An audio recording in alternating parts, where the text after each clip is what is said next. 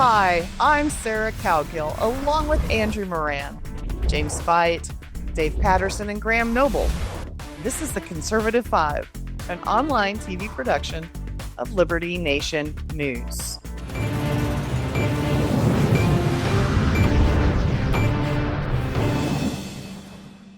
President Donald Trump has ordered the census to exclude anyone living in the U.S. illegally. But hey, is that legal? Well, the short answer is maybe. There's a mix of federal laws, a couple hundred years of tradition, and conflicting constitutional concerns that muddy the waters. Imagine that. The response from the left is what one would expect. Outrage. Another reason for progressives to declare it's unfair, even racist perhaps, to exclude undocumented citizens. Keep in mind, they also think Trump breathing is racist, so you got that. Jim Fight has penned a great article, which you can find on Liberty Nation News, and we corralled him to hang out with C5 today and have a chat. And I think it's time for him to explain what the heck's going on. Jim? All right. So, so he's ordered a new census, and that's, I'm not real clear on if this is just like, this is what the 2030 census is supposed to be, or if he plans to have another census in between. I think we're talking the 2030 census, because I don't think any extra census would really affect, congressional districts or anything like that. We've always counted everyone who lives in the U.S., assuming, here's the caveat, assuming that they fill out the census information. But I mean, in the late 1700s, when we started this, we didn't have the immigration laws we have now. There was no such thing as an illegal immigrant. Hell, before the 14th Amendment, slaves were counted as 3/5 of a person for the census. So, I mean, I can see, I guess the question on fairness is it fair for the people who actually have the legal right to vote or run for Congress, and are therefore the people who are actually being represented by Congress, to have all these extra people counted in the census, who aren't supposed to have any of these benefits? I mean, there's no way we can do this in midway. I mean, because we are midway. Well, that's true. Yeah, I mean, it's already 2025, so. Yeah, 2025 can't pull that off. There's just, There's no way. So, I guess we are looking towards 2030. I lived it, and here's the thing. I know this is all about, brown or black or, undocumented, brown, black, or white, doesn't matter, undocumented.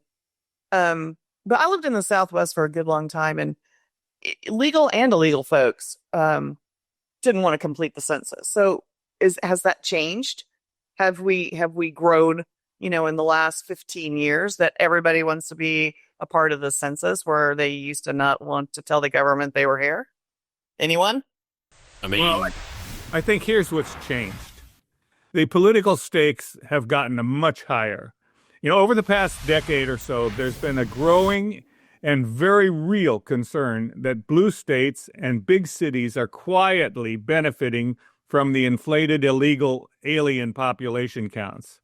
The more people counted, the more seats in Congress and the more federal funding and the more power, effectively, in the presidential elections. If illegal immigrants are included in the head count, even if just by proxy or through household, it skews the representation away from areas that actually follow the rules. Trump's move, I think, is about drawing hard lines, making sure that citizenship, not just presence, is what matters for political power. This is a fairness issue. American citizens should decide American policy, not people who broke the law to get here. The new census, I think, is about closing loopholes, not changing rules. It's long overdue, and it stands for integrity and equal representation. Of course, the very first pilgrims that came here were immigrants, but they were also citizens, and they were counted in the census. Yeah, James, he mentioned this in his terrific article titled "Trump and the Census: Can He Cull Illegals from the Account?" But, he mentioned that there's to Dave's point, that there's a giant redistricting initiative is underway nationwide, and this could absolutely reshape elections. So I think it was the Commerce Department, which is in charge of the U.S. Census Bureau. It discovered that after the 2020 census, that multiple red states such as Florida and Texas, they were undercounted. They were incorrectly undercounted, which led to them not receiving as many seats in Congress. And then most of the overcounted states were actually, in the census, were actually blue states, including Massachusetts, Minnesota, and New York. And this all relates to the Electoral College. And just a quick point of clarification, I think Sarah mentioned this, is that the first major field test for the 2030 census is actually supposed to set to take place next year. And then there's another field test coming in 2028. What the heck does a field test do? Started Greece. You know anything about field tests? I mean, sorry, I've never done a field test. I used to do political polling when I was in high school, but no, I've never done actually in person. It's probably just to test the manpower and the veracity of the questions and surveys and see how it works out. That's how a field test would, in my mind. Talk to me, Graham. What do you know about this? Well, I'm just going to throw in that, and I don't begin to pretend to understand the legality of this, whether Trump can actually do it or not. But I actually believe Trump's intention is, we're not talking about 2030 here. We are talking about, as he sees it, I guess, we are talking about a do-over of the 2020 census, that they're actually going to do it, and they're going to do it before 2030. And I believe he's already told the Commerce Department to start working on it. So I believe that's what it is. I mean, and we all know that, well, anyone who's actually paid attention knows that there were a lot of problems with the 2020 census.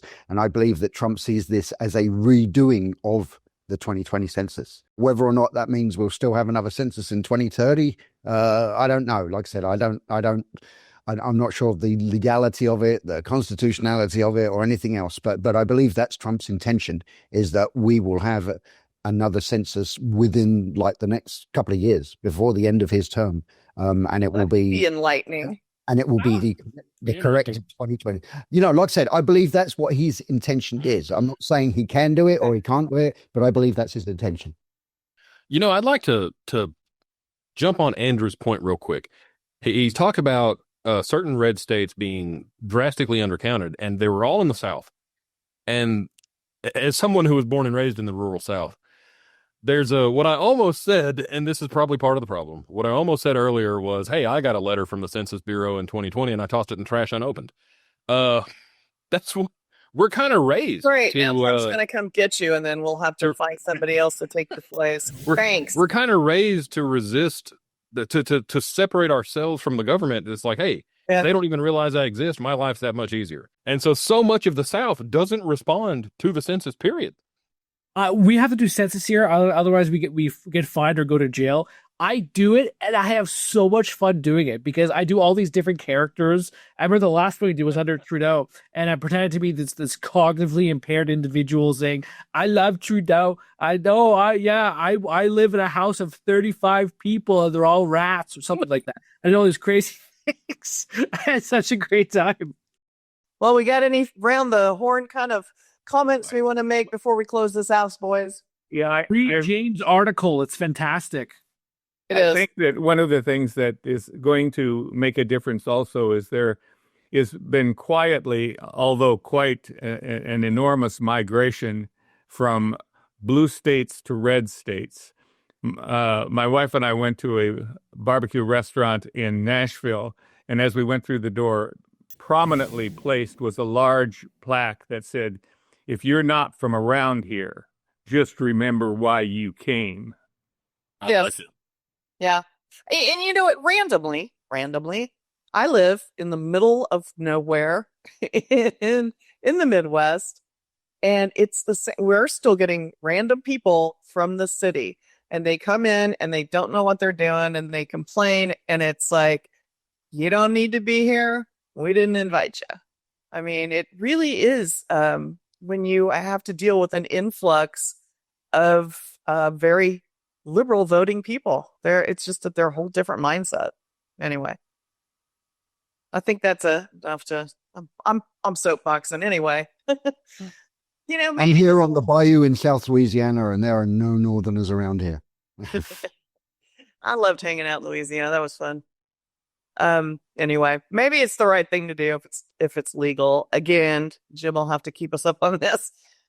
But don't expect it, the census to hit blue states the way Republicans might want them to be hit. There's going to be hurdles. I mean, come on. Everything's a hurdle in politics these days. So thanks for tuning in, and thanks, panel.